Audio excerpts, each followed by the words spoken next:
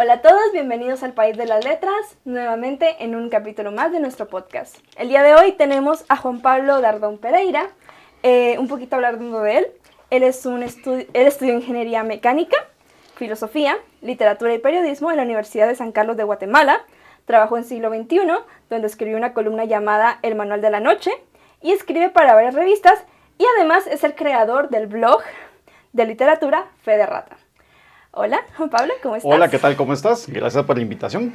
Me llama mucho la atención que iniciaste siendo un ingeniero en mecánica y ¿cómo es que terminaste siendo escritor? Me gustaría saber eso. ¿Cómo está esa transición? Pues prácticamente yo he leído y he estado cerca de los libros toda mi vida, entonces siempre fue lo que me gustó. Y al momento de tomar una decisión para estudiar a la universidad, pues lo más seguro era la parte de ingeniería, o sea, es decir, pues el negocio de la familia va en función de la ingeniería, pues yo dije, voy a estudiar eso. No me fue del todo bien, evidentemente mi vocación era otra, pues entonces estudié ingeniería mecánica, pues obviamente lo cual también siempre ayuda, cualquier tipo de conocimiento siempre ayuda para todo. Claro. Luego de ingeniería, pues fui a probar a estudiar filosofía.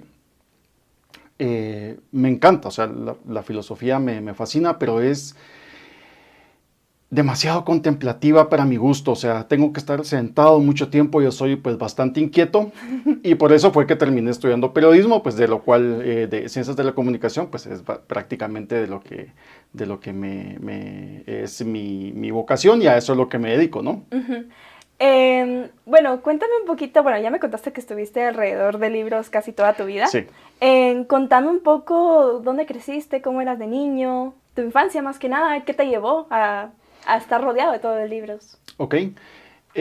Yo tengo dos espacios geográficos al momento de hablar de mi infancia, que es una casa en zona 11, Colonia Mariscal, que era una casa gigante que estaba rodeada de patio por todos lados, árboles, ardillas, pájaros. Creo que viví ahí.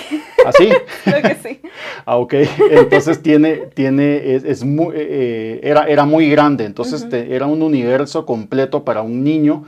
Pues estás investigando absolutamente toda esa parte. Es decir, yo pocas veces salía a la calle, todo tema de exploración lo tenía adentro de esa gran casa. Y luego en vacaciones viajaba hacia Escuintla, que es de donde son, pues mis abuelos vivían ahí, de ahí viene mi mamá. Entonces me iba a la casa de los abuelos, que también era una casa pues de pueblo bastante grande, que en la parte de abajo tenía comercio, tenía una miscelánea muy nutrida, diferentes locales comerciales, justo a la par del mercado Escuintla, y en el segundo nivel pues mi abuelo tenía una biblioteca muy pues bastante generosa, ¿no? Entonces ahí estaba dispuesta para poder acceder a ella. Y él se suscribía muchísimo a diferentes revistas. A él le gustaba comprar la revista Life, las Selecciones y revista La Semana, que se publicaban en ese entonces. Y ahí estaba yo, feliz, metido leyendo de absolutamente de todo. Pues mi vida de infancia pasó entre libros, entre esas dos casas, y ahí fue donde me terminé completamente enamorando de la lectura y después de la palabra, ¿no? ¿Usted recuerda el momento exacto donde decidió ser escritor? Probablemente, creo que las certezas en el tema de la literatura es muy difícil asimilar un momento, es una consecución de tiempos, pero yo creo que yo puedo recordarlo a través de diferentes lecturas. Los clásicos, El Principito me fascinó, pero más que El Principito, la primera vez que sentí tristeza en mi vida, creo, fue cuando leí Platero y yo, de Juan Ramón Jiménez. Y la identificación con este asno que vivía en Huelva.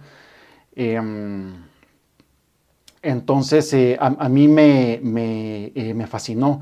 Y yo sentía tristeza por la forma de cómo Juan Ramón Jiménez contaba las cosas y cómo Platero tenía días alegres, días tristes. Yo dije, pues esto es como la vida. Entonces eso me marcó muchísimo.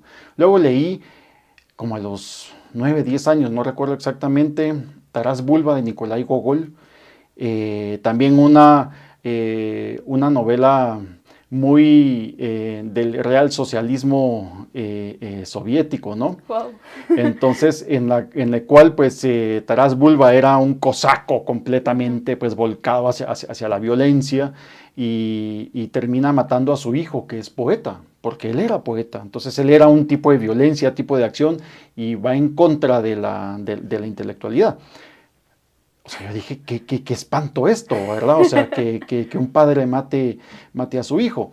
Y luego, pues vamos ya también a las, como me gustaba leer, también el caso de Abraham e Isaac, ¿verdad? Donde también el padre está a punto de matar. Entonces, todo este tipo de cosas, pues fueron marcando y me fueron mostrando que ese era mi camino. Entonces, te digo, no fue exactamente un momento que yo un día me desperté y dije, sí, voy a hacer esto, no.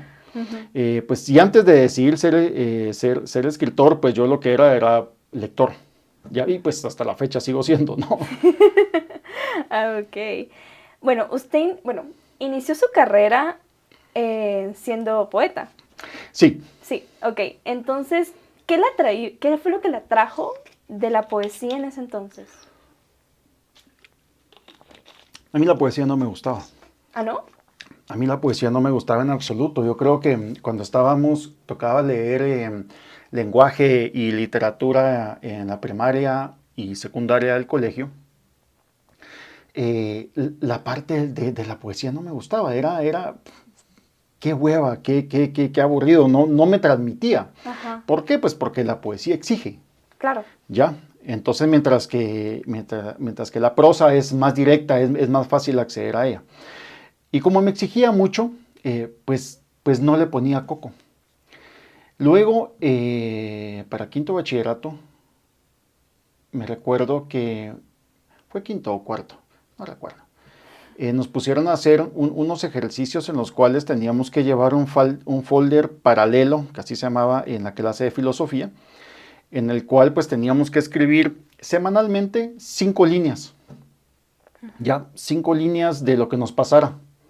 Ya hoy no tengo ganas de hacer tareas, hoy vi en el cable Flipper, o sea, no sé, cualquier cosa, ¿no? O sea, era un diario semanal de 5 líneas y teníamos que presentar eso. Y a mí no me gustaba escribir, o sea, es decir, qué aburrido. Entonces, como estaba yo siempre investigando en la biblioteca del abuelo, encontré un cancionero infantil y un libro de poemas que se llamaba Los Pitones de Selene. No recuerdo el nombre del autor o autora en este momento. Yo los tenía en mi casa. Entonces, la mente criminal me dijo en ese momento, mire, profe, ¿qué tal si yo hago mis poemas de 5 versos semanales? ¡Ah! Juan Pablo, dele viaje, me encantaría. Entonces yo, maquiavélicamente, lo que hice fue que empecé a plagiar verso de un cancionero, verso de un poema, y fui armando poemas. Era obvio que tarde o temprano me iban a descubrir, cosa que lo hicieron. Y pues me dijo el profesor, mire, si se quiere graduar, de aquí al resto del año usted me escribe sus propios poemas.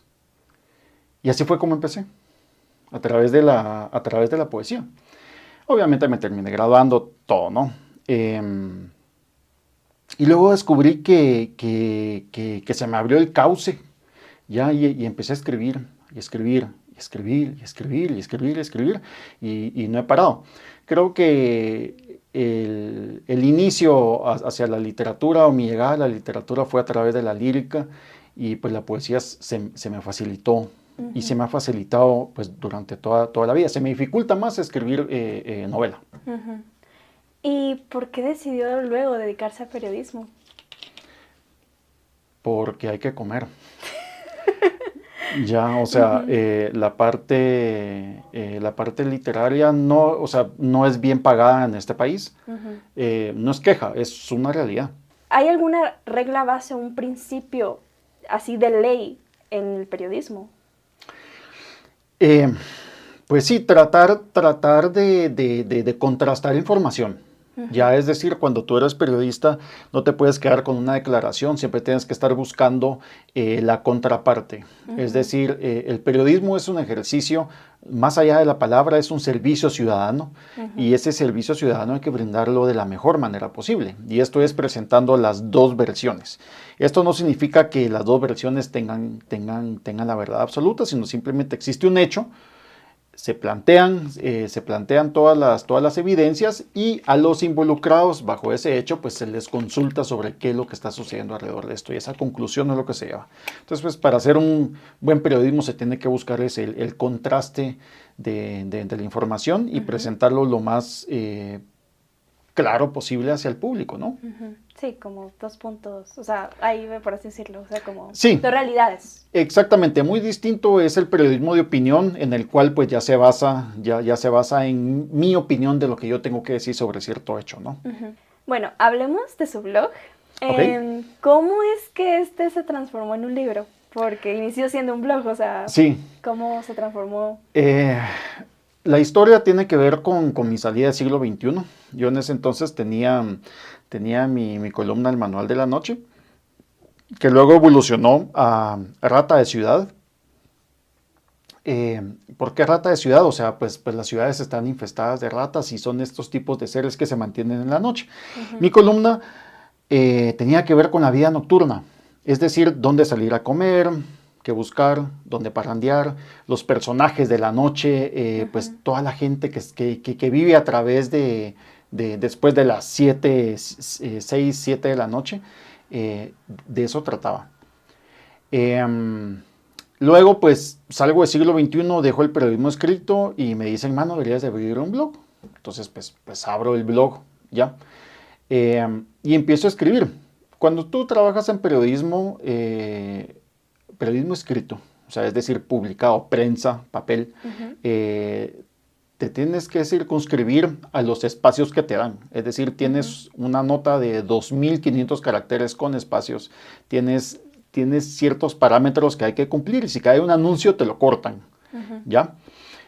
Razón por la cual se escribe en pirámide invertida, etcétera, ¿no?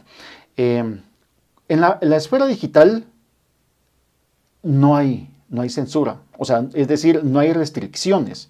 Entonces empecé a volcar todo lo que yo tenía que decir en la parte periodística, de opinión y de crónica, y empecé a generar, o sea, eso se volcó como mi cuaderno de notas creativo. Empecé a escribir un montón y el blog pues fue bastante famoso hace 20 años. ¿Cómo pasa el tiempo? Hace 20 años pues fue bastante famoso, ¿no? O sea, la introducción de las redes sociales no era tan, pues no era la norma, ¿no? Entonces se podía acceder a internet a leer cosas muy particulares y los blogs estaban de moda en ese entonces y el mío pues creció muchísimo.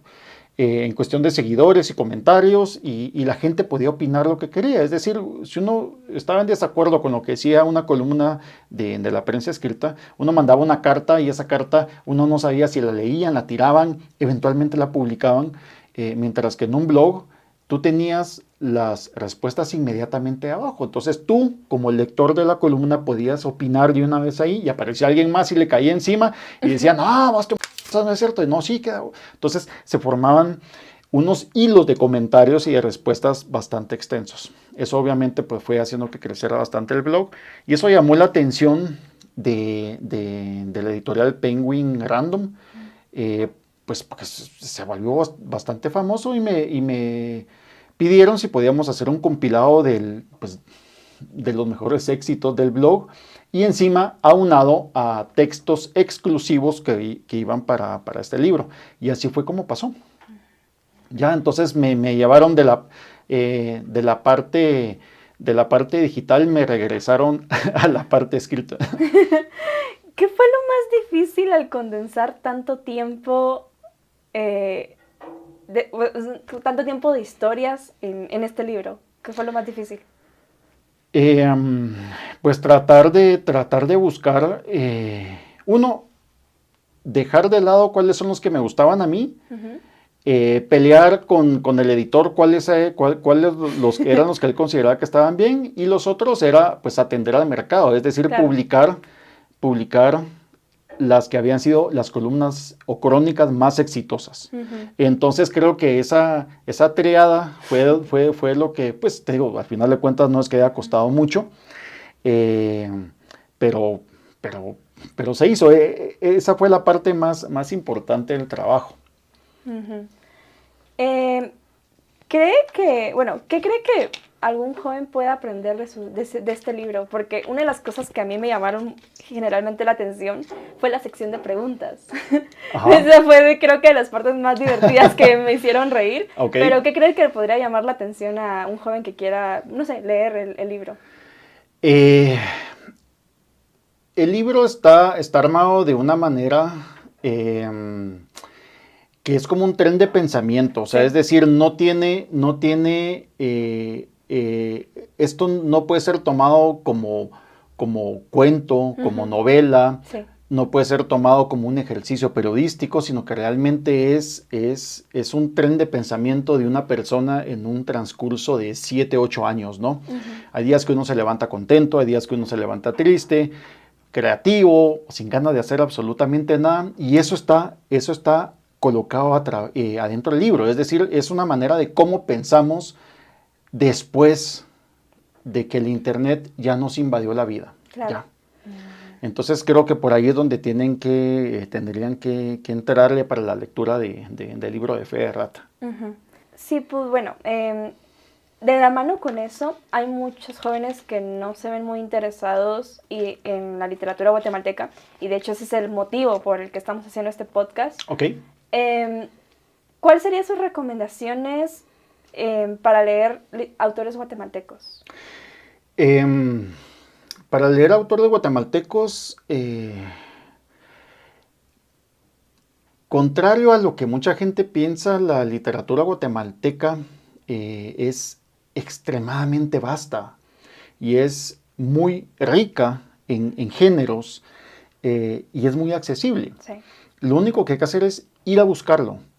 Obviamente nos dejamos apantallar, pues, o sea, por las grandes tendencias globales, que está bien. O sea, lectura es lectura, no hay ni un solo problema.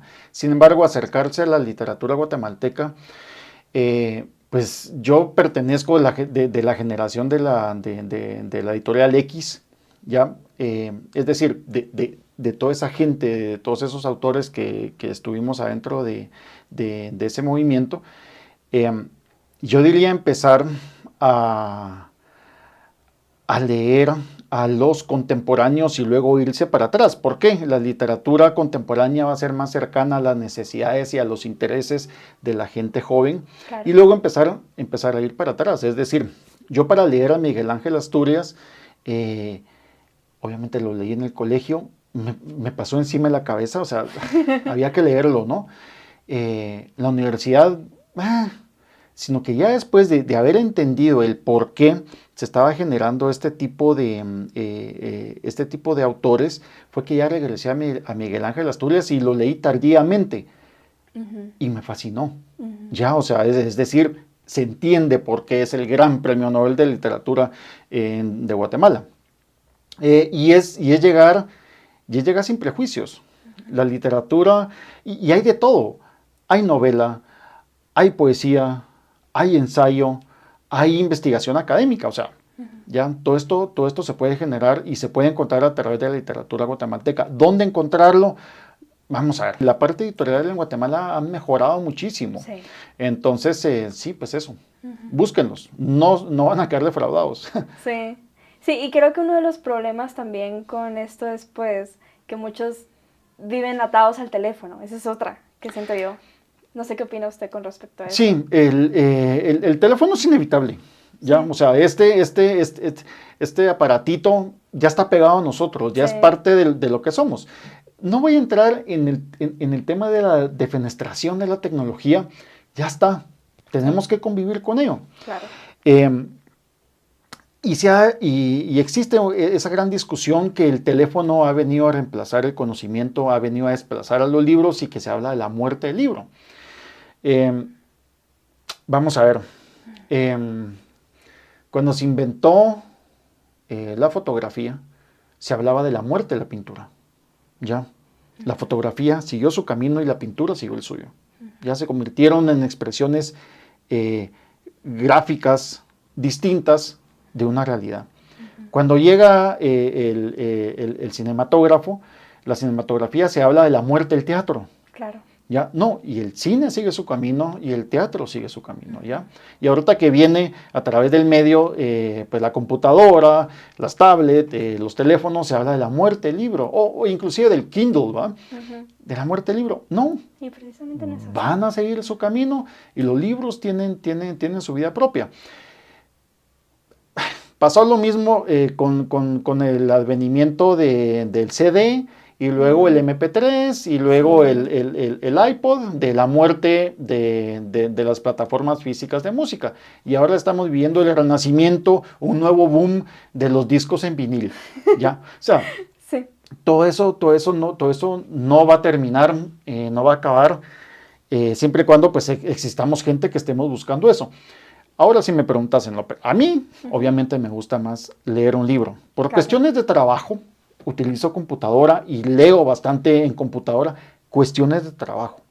Ahora, lo mío, lo que a mí me gusta, prefiero comprar el libro. Sí. Ahí sí estoy completamente inmerso dentro de ese universo. La verdad, yo soy igual. No, yo leo también por oficio, por así decirlo, pero yo amo leer en físico. O sea, no puedo leer, o sea, si me dicen voy a leer un libro, me encanta leerlo más en físico que en digital, por así decirlo. Totalmente. Y encima de todo, por lo menos en mi caso, es de tener fuerza de voluntad. Yo no tengo fuerza de voluntad, porque si estoy leyendo algo en el teléfono, ya sea literatura, y de repente me aparece alguna notificación y me perdieron. Sí. Me fui. Sí. Ya. Bueno, ya finalizando, ¿cuáles serían, ¿tiene algunos proyectos próximos para futuro? Sí, yo creo que lo que publiqué cuando no tenía tantas responsabilidades. Ahora pues ya de grande, ya de adulto, pues toca volcarse hacia las responsabilidades del día a día, el vivir y cómo evitar pues no terminar viviendo debajo de un puente. Y poco a poco uno se iba dejando durante años los proyectos personales de literatura y sí, ahora justamente estoy retomando, tengo varios proyectos narrativos olvidados que estoy retomando. Yo para escribir soy bien lento, a mí me cuesta avanzar porque termino un texto, lo dejo añejando, lo recupero, le hago cambios, lo vuelvo a guardar, lo recupero, le hago cambios y pues ahí llevo una novela que lleva ya 25 años en espera. Y ya pues ya me dicen amigos, mano, ya entregala, olvídala, déjala, ¿no? Y ahí estoy, justamente en ese proceso. Y la parte poética pues siempre se mantiene vigente, ¿no? Siempre sigo escribiendo, no he estado publicando, pero la obra poética ahí se está acumulando. Sí, de hecho escuché que, no sé, me acuerdo que había mencionado que se siente periodista, pero al mismo tiempo poeta. Y que también, pero al mismo tiempo no es lo suficientemente periodista, pero y no lo suficientemente poeta. Algo así he escuchado. Sí. Exactamente,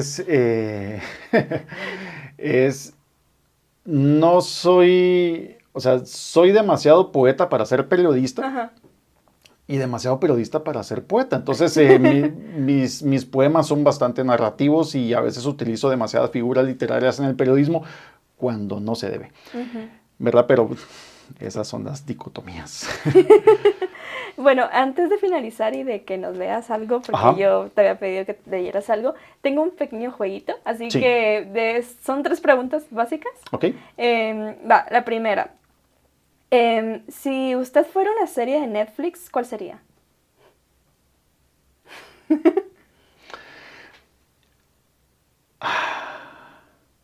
Más que Netflix, hay una serie que se llama Nada, es argentina.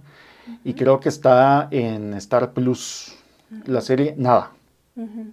Esa, búsquenla. Tienen 6 capítulos pequeños, breves, y es sobre un crítico gastronómico y periodista que ya está en sus últimas y ya llega ya es un anciano que odia a todo el mundo y todo el mundo medio que lo odia y esa es la vida. Son 6, 8 capítulos más o menos, está muy buena. Nada. Nada, ok.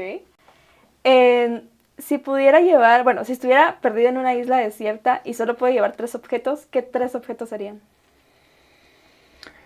Vamos a ver, desde la parte pragmática de sobrevivencia,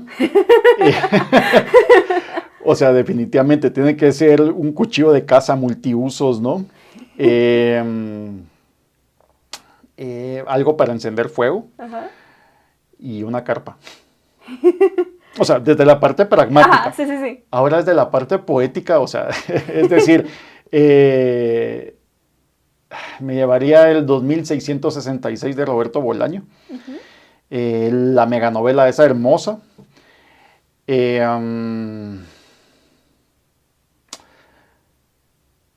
un single malt, un Macallan single malt y papel y lápiz. Ok. Y la última pregunta sería, ¿cómo le gustaría ser recordado? Pues, no sé si me gustaría ser recordado, o sea, creo que es una pregunta que no me he hecho y que no tengo. Tal vez como un buen amigo, una buena persona. Ya, o sea, ansias de gloria gigantes no existen en mí. Desde la parte literaria creo que la obra va a hablar más de lo que puedo decir yo. Bueno, finalizamos ya el podcast. De verdad, muchísimas gracias por... Gracias por la invitación. No, de verdad, gracias por tomarte un tiempo aquí. No, claro, cuando quieran. En las puertas de la universidad. Buenísimo. Bueno, finalizamos ya. Chao. Chao.